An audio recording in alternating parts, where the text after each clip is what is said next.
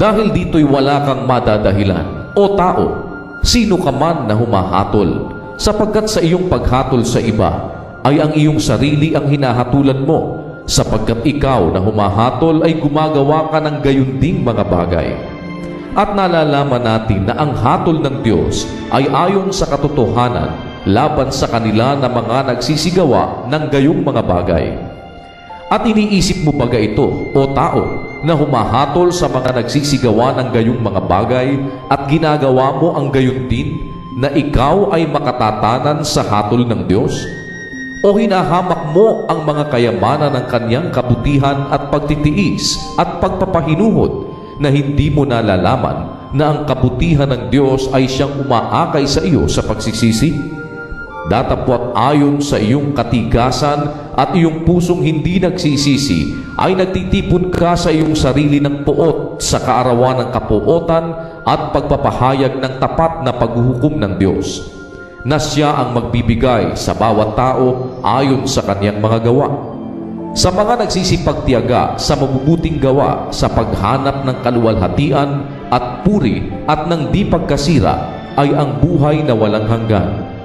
Datapwat ang sa mga palaaway at mga hindi nagsisitalima sa katotohanan, kundi bagkus nagsisisunod sa kaliguan, ay ang kagalitan at kapuotan, kapighatian at kahapisan, ang sa bawat kaluluwa ng tao na gumagawa ng masama, ng Hudyo una-una at gayon din ng Griego.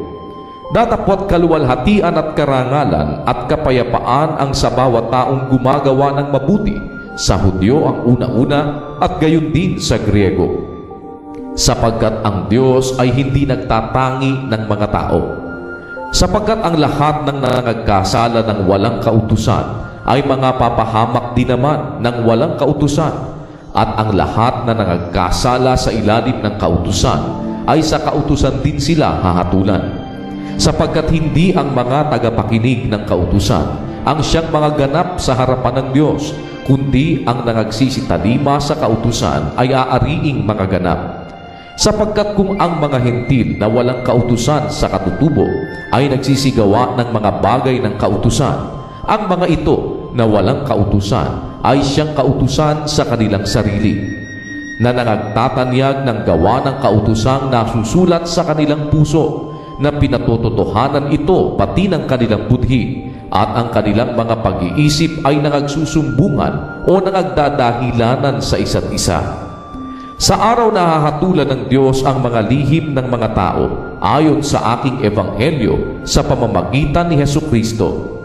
Ngunit kung ikaw na may taglay na pangalang Hudyo at nasasalig sa kautusan at nagmamapuri sa Diyos at nakaaalam ng kanyang kalooban at sumasang-ayon sa mga bagay na magagaling, palibhasa'y tinuruan ka ng kautusan at nagkakatiwala ka na ikaw ay taga-akay ng mga bulag, ilaw ng mga nasa kadiliman, tagasaway sa mga di nakaalam, guro ng mga bata, na sa kautusan ay mayroon kang anyo ng pagkakilala at ng katotohanan.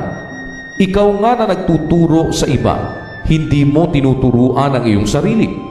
Ikaw na nangangaral sa tao na huwag magnanakaw ay nagnanakaw ka. Ikaw na nagsasabing ang tao ay huwag mangalunya ay nangangalunya ka.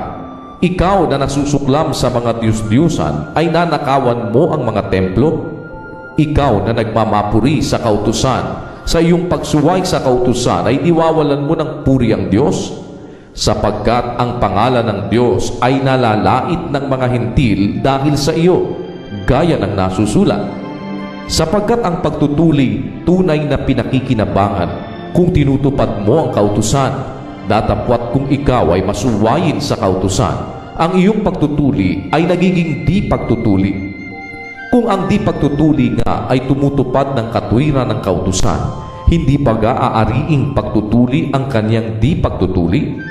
At ang di pagtutuli sa katutubo kung tumupad ng kautusan ay hindi baga hahatol sa iyo na may titik at may pagtutuli na masuwayin sa kautusan?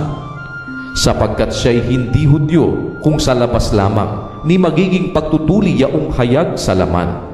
Datapwat siya'y Hudyo sa loob, at ang pagtutuli ay yaong sa puso, sa espiritu, hindi sa titik.